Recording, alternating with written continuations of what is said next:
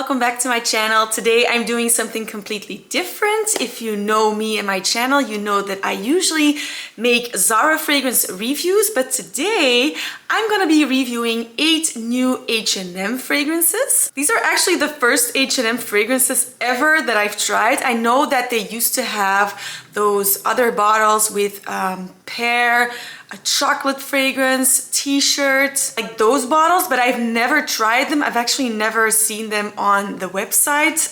Didn't really know that H&M had fragrances, but now they've come with this new series, this new collection, and yeah, I ordered all 8 and I will be reviewing them, so stay tuned. But first, if you love fragrances and especially Zara fragrances, because I mostly make Zara fragrance reviews, feel free to subscribe to my channel. Every time Zara releases new fragrances, I order them instantly so I can review them for you guys. And I have ordered the 4 new fragrances by Zara. They are 2 new Golden Decade flankers and 2 new Red Temptation flankers. I've ordered them, they have arrived.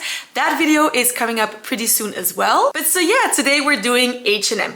So we have 8 fragrances. These fragrances come in bottles of 30 ml and bottles of 10 ml. The 30 ml bottles are 10 euros, where I live at least in Belgium. And also the 10 ml bottles here are 8 euros. So that's like a very small price difference for literally 1/3 of the juice, so that's a little bit odd. I saw that in the Netherlands it was 6 euros for the 10 ml bottle, so I don't know why here it's 8. I also tried to find the prices in US dollars and Canadian dollars, but unfortunately I could not find them. I just didn't find them on the website of the US and Canada. I think they just haven't been released there yet, but I'm pretty sure they will be soon. So just to give you an idea, 10 euros for 30 ml equals to roughly 11 US dollars and roughly 15 Canadian dollars. But it's possible that the prices will be a little bit higher, as H&M is a Swedish brand, so it's European. And I've noticed that that is often a little bit cheaper in Europe where I live. So but yeah, anyway, back to the fragrances. So they come in these super cute bottles. I have to say I'm not mad at the bottle design. I mean, they do feel a little bit cheap. Let's be honest, they're 10 euros, but I think they made a cute little bottle here. They sort of remind me of, like the cap especially reminds me a little bit of Armani bottles, Armani My Way or the Armani Privé line. So yeah, I kind of think the bottle is cute, but let's just get into the fragrances. So I'm gonna start with the Gourmand fragrances, and we have 2 in that category. Well, actually 2.5, but 2 like very gourmand fragrances. And the first one I will be talking about is called Fearless Optimist. Fearless Optimist has notes of pina colada, sea salt, apple, and pistachio in the top notes. Then the middle notes have some florals, heliotrope, and white blossom. And then in the base we have some sweeter notes like praline and caramel, and salt and sandalwood. Now, like I said, this is the most gourmand out of the 8. What I'm mostly picking up on here is definitely that caramel. I do think it smells like a caramel-filled biscuit. It's very sweet. It reminds me just a little bit, but seriously, just a little bit of, I don't even know how to pronounce that one, but one of the Sol de Janeiro's body sprays. I've only tried that one once in store, so I don't really know that fragrance that well, but I remember it being very sticky, nutty, sweet. I'm not saying this smells the same, so don't expect that, but it's definitely like that type of sticky, sweet, nutty, but this is more caramelly type of sweet gourmand scent. It actually also reminds me a little bit of a Twix bar. So you have that really caramelly sweetness, but in the opening, and just in the opening, you also have a little bit of that apple. That fades away really quickly. I didn't get that in the dry down. In the dry down, I only got the sweet notes. Maybe a little bit of the heliotrope I got as well. So yeah, very sweet, very gourmand. Twix bar meets Sol de Janeiro, what is it called? 61 or cherry? I don't even know how to pronounce it, but the 61 Sol de Janeiro, like sort of that vibe. If that's your thing, then you might like this, but that was Fearless Optimist. I'm not going too much in depth, by the way, because we do have 8 fragrances and I don't want this video to be an hour long. So the next fragrance we will be talking about is another Gourmand fragrance, and it is called Social Butterfly. Social Butterfly has notes of apple blossom, honeysuckle, mandarin orange, lemon, and then vanilla and ylang ylang in the mid. And then in the base we have toffee, musk, and cashmere wood. This was actually the first one that I smelled, so I'm not reviewing them in order of me having tested them, but sort of in categories, just to make it a little bit more easy for you to remember which ones smell like what. So, but this was the first one, and I didn't check the notes. I didn't check the notes on any of them when I sniffed them, just so I can get like a real impression, if you know what I mean with that. So I gave this a sniff and it instantly reminded me of 3 pretty popular Gourmand fragrances, and that is Acro Bake, Devotion by Dolce & Gabbana, and Lyra by Xerjoff. So all of those lemony, cakey type of fragrances. It's not close enough to really be called a dupe, but I'm really pretty sure that H&M used those fragrances as an inspiration of this fragrance. So no, it's not an alternative, it's not a dupe, but it's like a wink at those types of fragrances. I've tried the other ones. I'm not a Gourmand fan, but I thought those were nice. But in all of those fragrances, I had too much of the lemony notes or accord coming through. It was just too lemony for me. And I feel like in this one, the lemon is there, but it's toned down. It's more pleasant, in my opinion. It's a more pleasant lemon than in the other 3 that I mentioned. But at the same time, the fragrance is a lot weaker. It's a very soft, muted down, subtle, lemony, vanilla, toffee fragrance. So, and to be honest, in general, these fragrances are all but one. I will get to that one in just a minute, but they are pretty much all very soft, light. They don't last, except for one, but they are very poor in the performance category, let's say. So yeah, they are very inexpensive, but you can tell they're not high quality. Just putting that out there. But they're cute. I mean, they're cute, they're fun. Just keep your expectations low. So if you like those lemony pound cake types of vanilla fragrances, give this one a try. But again, keep your expectations low. This is a lot softer, a lot, you know, it doesn't have the quality of those other fragrances that I mentioned. But yeah, it might be nice just to try it. And that was Social Butterfly. So we are shifting into the floral fragrances, but before we actually go to the florals, we have a transitional fragrance, let's say, because this one is both floral and gourmand. It has both, and it is called Chic Socialite. This fragrance has notes of bergamot, jasmine, honeysuckle, and orange blossom. So those are the florals, clearly. But then in the base, we have cotton candy, marshmallow, vanilla, and musk. Like I said, I did not check out the notes before I tried it. So I gave this one a spray, and at first, so really at like the first impression that I got was grandma's floral smelling bar of soap on a little platter in the bathroom. And it smells so strongly of those florals that it fills the entire bathroom with that floral soapiness. Yeah, that's what I got at first. It was only then that I checked on Fragrantica to see what the notes were and the accords, and I saw sweet, and then I saw in the section of this reminds me of that a few people said it reminded them of Kilian Love Don't Be Shy. And I found that very odd because I got the granny floral soap bar thing. But sure enough, and this is not my mind playing tricks on me or anything, it really just happens in the dry down for me.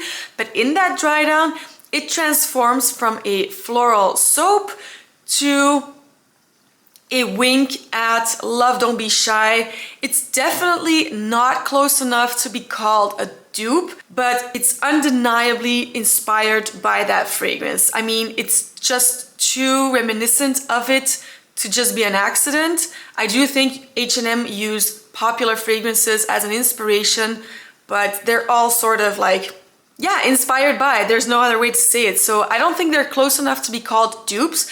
But if you do want to get that Love Don't Be Shy DNA, but just maybe don't want to have it that strong, because I do think it's a very strong fragrance, then maybe you might want to give this a try. The thing about Love Don't Be Shy is I really hate that fragrance. Can't stand it. I've tested dupes by Zara. They were all pretty close. The thing about Love Don't Be Shy is it makes me gag. And the Zara dupes also made me gag, which is kind of proof that they've duped it quite well. This one doesn't make me gag. So I don't like it because I do get the marshmallowy, like that sugary sweetness of Love Don't Be Shy, but it's not as strong. So if you kind of like Love Don't Be Shy, but it's too strong for you, it's too sickly sweet, but there's something about it that you do like, give this one a try because it's a lot more muted, it's a lot softer. So yeah, that was Chic Socialite. Moving into the florals. Now the first one I will be talking about is called Personal Muse. Personal Muse has notes of almond, peach, orris root, jasmine, tuberose, and then in the base we have tonka bean, cacao, sandalwood, and vanilla. Gave this a spray and it smells very nice to me because it really smells like your typical white floral with vanilla in the base type of designer fragrance. That is my go-to fragrance DNA. I know it's nothing original. I know we've all smelled those types of fragrances a million times already, but that's just what I still prefer in a fragrance. White florals, vanilla, or something sweet, maybe some soft amber or some tonka, stuff like that in the base. I love that type of fragrance, and this is exactly that. So it's nothing that you've never smelled before. It's very crowd-pleasing. It's very it's safe, let's say. I think it's a safe buy if you like fragrances like Jimmy Choo, I Want Choo. It sort of reminds me of that. I saw on Fragrantica that people compared it to Good Girl by Carolina Herrera. I have that fragrance. It's one of my all-time favorites. Now, you have to use quite a lot of imagination because I have and wear that fragrance, Good Girl, all the time, and my brain didn't instantly go to that fragrance when I smelt it. But yeah, there's something good girly about this fragrance. So I get where people are getting it from, but it's not close enough to be called a dupe or anything. But it could definitely be inspired by that one. There is a similarity. It's like, it doesn't have that overly creaminess that I think Good Girl has. It also definitely doesn't have the performance that Good Girl has, because I think it's a great, great performer. And there's also something in here, it's probably that peach, but there's something in here that makes it a little bit more girly or a little bit more light and casual than Good Girl. But I do think if you like Good Girl types of fragrances, or just, like I said, white floral and vanilla types of creamy floral designery fragrances, then you might like this one. For me, I think this is my favorite just because it's an easy grab and it's just crowd pleasing. I kind of like it. So that was Personal Muse. The second floral fragrance in this collection is called Hopeful Romantic. And the odd thing about this one is that it's the only one of this collection that hasn't been listed on Fragrantica. I don't know why that is. I think they just forgot about it, honestly, because there's no reason to leave this one out. But yeah, I've opened Parfumo, which is something similar to Fragrantica. So I have the notes. The top notes are bergamot and pear. In the heart, we have jasmine, orange blossom, and tuberose, which I think is the holy trinity of the white florals. And then in the base we have amber, patchouli, and vanilla. Gave this one a spray, instantly liked it. It's a very juicy, fruity, fresh floral. It smells pink. The florals in here are white, but I think the color of this juice is well chosen as it really smells like a girly, feminine, elegant, pink fragrance. I kind of like this one as well, but that's no surprise. I love floral fragrances. So the previous one, Modern Muse, I think it was Personal Muse, is my favorite because it has that creaminess in the base. This one doesn't really have it. I mean, it's listed as having vanilla in the base. I'm mostly getting just a little bit of patchouli and amber. I'm not really getting vanilla, but I'm sure it's there just a little bit. It's not a vanilla heavy fragrance, but it definitely has those fruity notes combined with the florals. So honestly, I would have thought that this had some peony in it, but it doesn't. But it kind of smells like a pink peony and pear type of fragrance. But yeah, they're white florals, so that's probably just me, but it's sort of, it smells nice. I kind of like it. I don't think it's for everyone. If you don't like florals, you are going to hate this one. I mean, Personal Muse is a floral fragrance as well, but it has, like I said, it has more of a creaminess. Like really that good girl type of creaminess is in there, so it's not like super floral heavy. This one is definitely way more floral than that one, but the fruitiness does give it some sweetness, some juiciness. I think it's really nice. I don't really know what the inspiration was for this fragrance, even though it smells super familiar. I have been thinking about it. I have been looking up the notes. Purely note-wise, the fragrance that comes closest is L'Interdit by Givenchy. I don't think it smells like that. So even though the notes are very similar, I don't think it smells like L'Interdit. I kind of think it smells a little bit like one of those Idol flankers now, or I forgot what the other one was called. Like the juicier one, but then Idol has rose and musks, I believe. This one doesn't have rose. It sort of smells like a peony version of Idol now, or Idol, what is the other one? The fruity one, you know what I mean. So it's kind of like that, but again, take it with a huge grain of salt. I'm not saying it smells the same, but it gives me the same vibe. I like it. I think it smells elegant, and I think the name is well chosen. It does have a bit of a romanticness about it. Let me know in the comments if you think you know what fragrance H&M used as an inspiration for this, because I don't. But yeah, that was Hopeful Romantic. We have reached our final 3 fragrances. Now, these don't really have categories as they are all 3 very different from one another. So I'm gonna start with Creative Visionary. I feel like I'm really struggling with my English today. I'm really sorry about that. So Creative Visionary has notes of coconut water, guava, tiare flower, so very tropical notes. Then we have white blossom and violet, and then vanilla, musk, and patchouli in the base.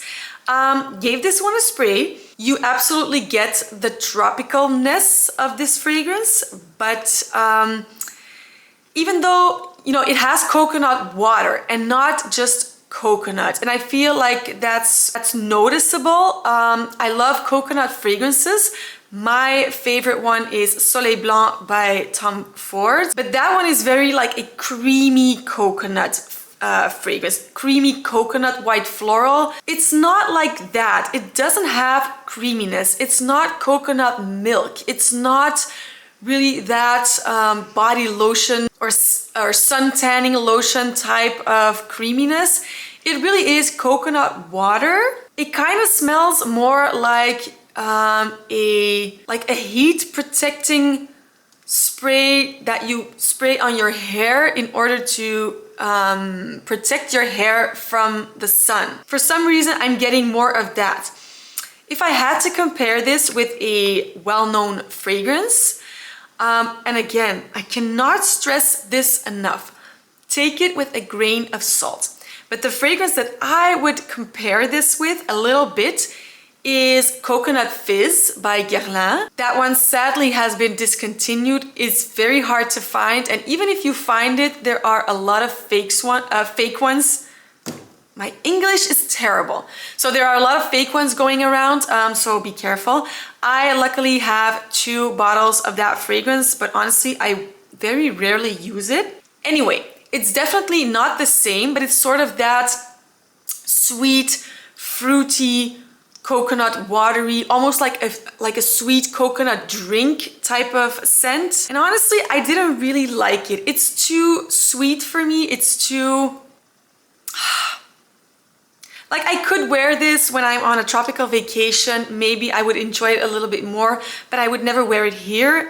It's just a little too... It's kind of nauseating to me. But if you like Coconut Fizz types of fragrances, or there's also one by DKNY, I don't really know the name, but I will put it up on the screen. It's sort of like that one as well. Again, not a dupe, but similar vibes.